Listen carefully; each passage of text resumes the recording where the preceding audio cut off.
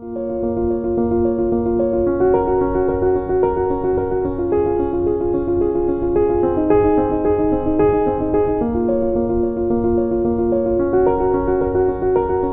this present scenario, whatever I'm trying to talk to you might be more reliable. The thing is, we are talking about the important system called as immunity. And immunity, we can define this term immunity as the ability of resistance offered by an individual. Ability of a resistance offered that is against a disease causing agent. Disease causing agent. This is the resistance offered by an individual against a disease causing agent, and its products is generally called as immunity. And this immunity may be of two types. Firstly, it is innate immunity, and second one, adaptive immunity. Innate immunity is natural, you can even call it natural, inborn, while adaptive immunity is generally which is developed by an individual during the course of his life. Coming to this particular innate immunity, as the name itself is indicating, it is by birth, it is present in an individual. The individual possesses the ability of resistance against a disease by his own birth, by his birth. And this can be better studied, this can be better explained, understood when it is studied under three types. One is species, the next one is race, and the next one is individual. Here I want to tell one thing.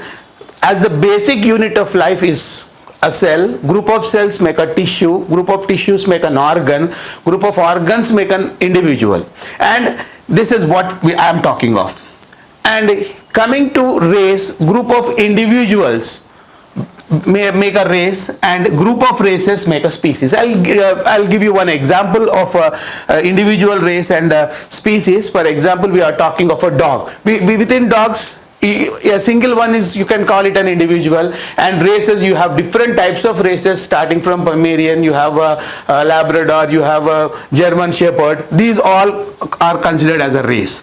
And coming to species, all dogs fall under same species. Now that is why I have said this: species, races, and individual. Now coming to this resistance among this, and first one, all the species, if all the individuals of a species show resistance against a disease, that is called species innate immunity. The best example is all human beings, we are resistant against diseases which are most commonly seen in plants. We are all resistant to diseases. We don't observe any yellow, what you call a black smut or citrus canker in human beings. This is what species innate immunity is. And coming to the next one, race.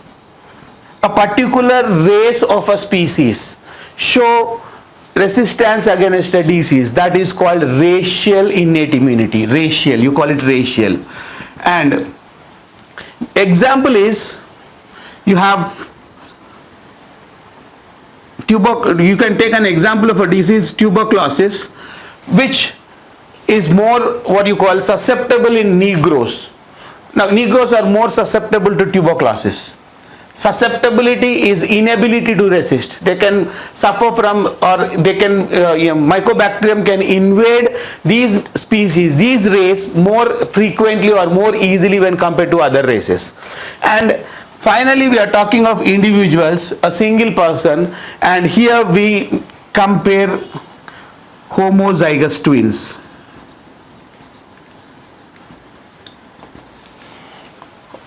Twins with same sex are generally referred as homozygous twins, and there is a difference in level of immunity even in homozygous twins. When you talk of homozygous twins, the more genetically related individuals within a species are homozygous twins, and even within these homozygous twins there is difference in degree of resistance against a disease. Now that is called as individual innate immunity. Now as we have seen about different types of immunity, among different types of innate immunity, what is the mechanism of innate immunity? How a person, how an individual is offering resistance? What is the mechanism? What makes them to offer resistance against a disease is what is studied under mechanisms of innate immunity. Mechanisms. Now we can first take skin. Skin produces certain sebaceous fluids which is rich in salt concentrations. No doubt skin is an external barrier which prevents the invasion of microorganisms into your tissues. Other than that, it produces certain sebaceous fluids which are rich in salt concentration, can inhibit growth of many microorganisms. The best example is, again I am taking an example of Mycobacterium tuberculosis. Now this Mycobacterium tuberculosis was taken and one was placed on skin and the other on a glass slide, and the Mycobacterium was checked for its viability after certain intervals of time, and the Mycobacterium which was placed on skin was inactive only within 10 minutes of time, while which was placed on a glass slide was active, or you can say showed living properties even after 10 minutes of time. This proves that due to the secretions which are produced by skin, this Mycobacterium is getting inactivated. And this is the best example. And coming to the next one, you have eyes. And eyes produces, we all know that it gives you tears. First of all, the what you call flushing action of tears clears out microorganisms, and within tears you have an important enzyme called lysozyme. Lysozyme, remember, is an enzyme which is present in all body fluids except blood and urine.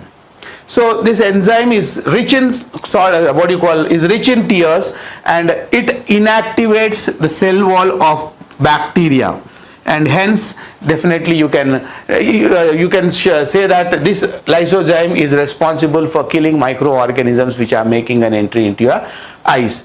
And flushing action physically removes microorganisms from your eyes. And I think the best example we can do when we shed tears due to something, we feel very much refreshed within your eyes. And next one is your mouth. Mouth, saliva. Now saliva has antibacterial activity, that is generally proven, and this even a mouth also exhibits a phenomenon called as antagonism. I'll let you know what antagonism is. There are certain normal microflora of mouth which are residential normal microflora of mouth. These organisms which are present in our mouth do not allow the new microorganisms to grow and multiply in your mouth. This is one of the mechanism which can be considered, which is exhibited by your body against invasion of microorganisms. These are the mechanisms, and then we'll just talk about different factors influencing innate immunity, and then we'll go to the next topic. First of all, after mechanisms, we'll talk about factors influencing innate immunity.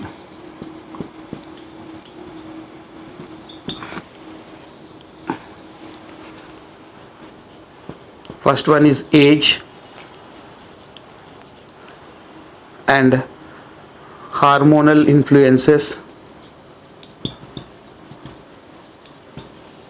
and third one is nutrition.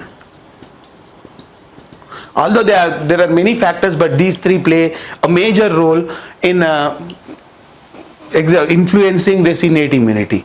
And when you talk of age, our immune system shows a parabolic growth. Now, by birth, during birth, or you can say childhood, the level of immunity, level of resistance offered by an individual is very less. It goes on increasing up to 18 years. It reaches a peak stage where they can resist, the resistance offered by the individual will be more, and then it will be in a stationary phase up to 40 or 45 odd years, and then the immune system goes away. That is the reason is during childhood your immune system is not well developed, and during old age your immune system gets depleted. Now, this is how this age makes an important factor. The two extremes of life, childhood and old age, has very less degrees of resistance offered by an individual, but at the age between 18 to 40, the level of immunity, the level of resistance offered by a person is more. That is regarding age. And coming to hormonal influences, hormones play a very important role in offering resistance against a disease, because if there is any imbalance in the production of hormones by an individual, that definitely makes an important factor for resistance, because as there is a hormonal imbalance, the resistance offered naturally will be very less, and there will be an invasion of microorganisms or disease causing agents into your body.